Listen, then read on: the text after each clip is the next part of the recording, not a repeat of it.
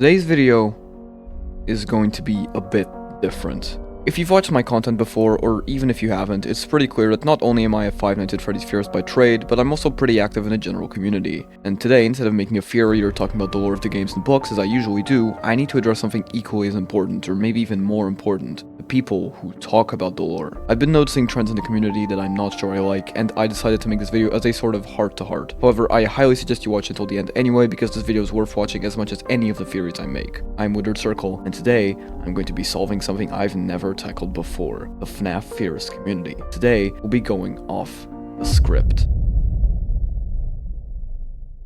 First off, I think we need to tackle where FNAF theorizing began. So obviously, the first big FNAF theorists, big FNAF theory channel, obviously there were small pockets of speculation and so on, but the first really big FNAF theorist was Game Theory. And MatPat put out his first video in October of 2014, where he talked about the first FNAF game, obviously. And yeah, that video did very well. If I'm not mistaken, it's his second most viewed video on the channel, which goes to show that a lot of people cared about this game. Back then, obviously, it didn't have as many views as it does now. Now it's become a sort of nostalgic relic, but it was still very, very positively received. And people who played the game, like Markiplier, got a lot of attention directed towards Five Nights at Freddy's, and it was a very accessible game, very cheap, very runnable, like you could run it on anything. And it was the kind of game that had a very vague story, but it was still very interesting. And the creator of the game, Scott Cawthon, noticed like he had something magical, like lightning in a bottle, sort of, because it was something that had never been done before. I have never, in my time on the internet or anywhere, I've never seen anything like this. I have never seen fandom that is so focused on something, you know? It's a huge mystery, and that's something that's really captivating and interesting to think about. And I think that is the number one reason why Five Nights at Freddy's is as popular as it is. Because let's be honest, the gameplay is the game. I'm not saying it's bad or anything, but it's just a game, right? It's not magical. It's not like the greatest game ever made. But the lore is something it's a completely different story. And you had these like huge communities created because of that. You had like Reddit and FNAF Twitter and so on. And for a long time, from like 2014 to let's say like, man, I'd say up until the modern era, like from FNAF 1 to Help Wanted, Game Theory was the dominant theorist in the space. That was the biggest channel ever. It was the biggest and basically only like big FNAF theory channel. Like obviously you had like other YouTubers and stuff, but it was all like little pockets of speculation. You didn't have channels like now. Like if you asked me to name 25 Five Nights at Freddy's Theory channels, I could name 30. Back then, you didn't have that kind of thing. But at some point in the modern era, you started getting newer FNAF theorists. So off the top of my head, these are like the big three. It's FNAF, ID's Fantasy, and RyeToast. And these are theorists that are massively respected in the community at the moment. FNAF has like 700,000 subscribers, ID's has like 180 if I'm not mistaken, and RyeToast has like 220k. So these are obviously channels that like a lot of people care about and a lot of people enjoy watching. And I'm one of them. I watch all three of these channels. Well, not every upload, like I'm not religious about it, but every other upload maybe.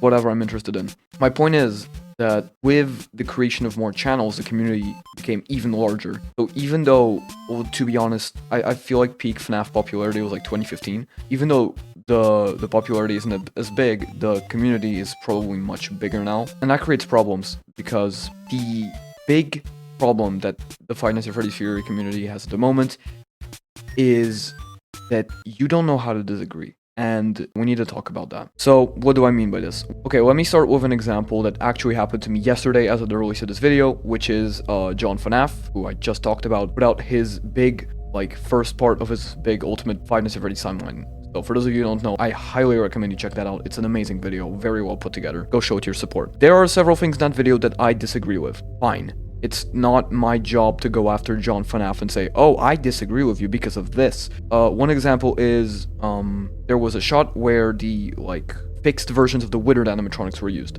And this is called Unwithered Theory, which I've talked about in the past, and I do not believe in Unwithered Theory. I believe that the animatronics from the original Freddy Fazbear's Pizza look just like the ones from the FNAF 1 pizzeria, and then they were broken down, retrofitted, which made them look all gross and weird in FNAF 2, and then they were fixed again to look like what they used to look like, and that's how we get the FNAF 1 animatronics again. My point, Unwithered Theory works differently than what I believe.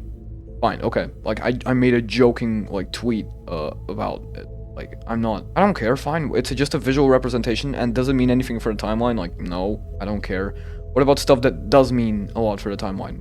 The refusal of bigger theorists to believe in frights, which I do believe that a portion of Fazbear frights, not all of it, is in the timeline. And a lot of people don't, and that's fine. I've made videos on the subject. I haven't made a dedicated video on frights, but it's a subject that I feel pretty strongly about. It's something that I have talked a lot about, and some of you probably find it very annoying, and yeah, that's fine.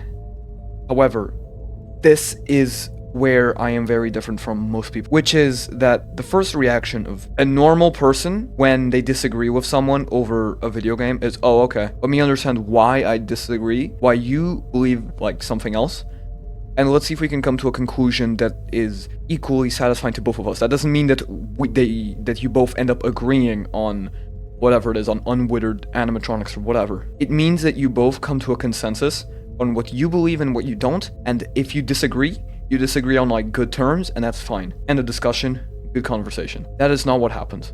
And this is especially a big problem when it comes to the books, because it used to be like more of like an 80-20, 80% being, oh, I don't believe the books are in the games, and 20% being, oh, I believe the books are in the games. It's changed recently. I believe maybe it's not 50-50 yet, but in active members of the community, it's definitely becoming more of a 50-50. And you have a lot of people, and I'm afraid that, like, subconsciously I've kind of fallen into this trap as well, of, aha, I'm right.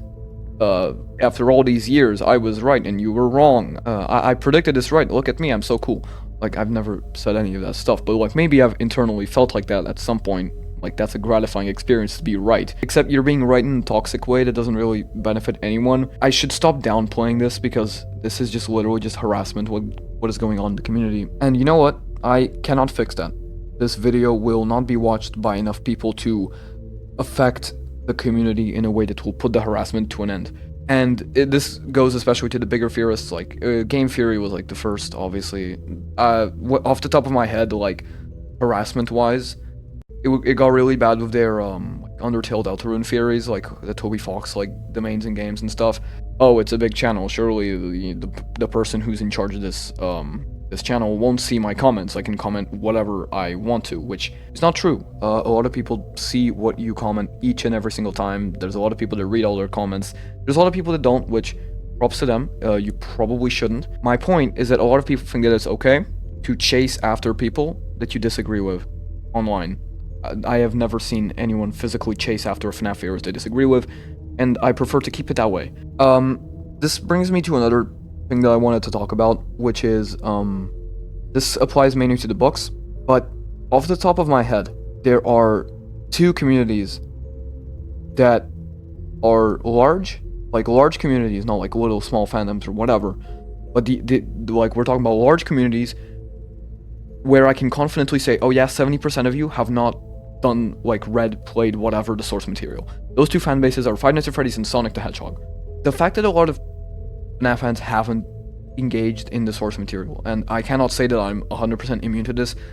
I've only played, like, let me just, like, actually just look how many I own. I've played 7 of the Five Nights at Freddy's games.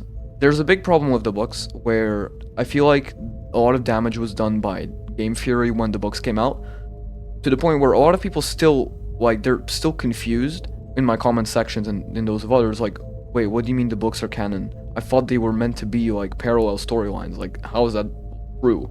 I thought we knew that they were parallels. I thought we knew that they were fun spin-offs to introduce ideas into the games. We never knew that, and that's something that MatPat invented. No shade to MatPat. Like, no shade at all. I disagree with a lot of the things MatPat has said over the years. FNAF-wise. It's not politics. I don't care. It's Five Nights at Freddy's. I do not have to pursue him over anything. I disagree, and you know what, that's fine, we can disagree on good terms. I don't think it's that big of a deal where I have to go like, oh, MatPat sucks, and because books parallels and whatever. Have the game theorists done a lot of damage to how the community perceived the books? Yes, absolutely. And it started with stuff like, ooh, haha, MatPat Empreg, and so on. And it ended with Tales from the Pizzaplex. Yeah, no, that's immediately not canon. I don't care, we're gonna just immediately build our presumptions off that. A lot of people are coming to realize that Tales are in the games, or at least most likely are in the games. I'm not gonna say this fact, even though I have in the past, which, my bad, I shouldn't do that again. I know that not everyone has access to, like, the books.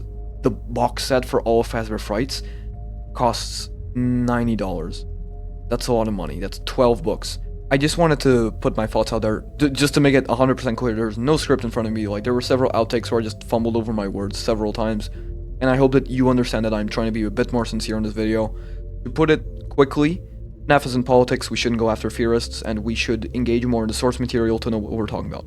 So how can we improve? How do I think we can improve? And by we, I mean the fan base. Even those of you who don't harass people. Be a bit more positive, be a bit more open to new ideas. I know it's hard. I know it's hard to look at a theory that you've disagreed with for years and go, oh yeah, what if that's true? I was against, specifically frights, being in the games, for a very long time. And then I read Frights and Tales. And then I started shaping my own beliefs. A lot of people don't read the books, and they're like, oh no, these books are stupid, and they're so silly, they're so goofy. How am I ever gonna read any of this? Scott Cawthon is a bad writer. You can't always write a pressure, you can't always write a what we found, you can't always write an into the pit. Sometimes you just end up writing gumdrop angels and he told me everything and so on. This will make absolutely no sense to you unless you've read the books, so please go read those books. They're actually quite fun, like I had fun reading them. It's not peak literature, it's not like the greatest book you'll ever read. They're fun, that's it.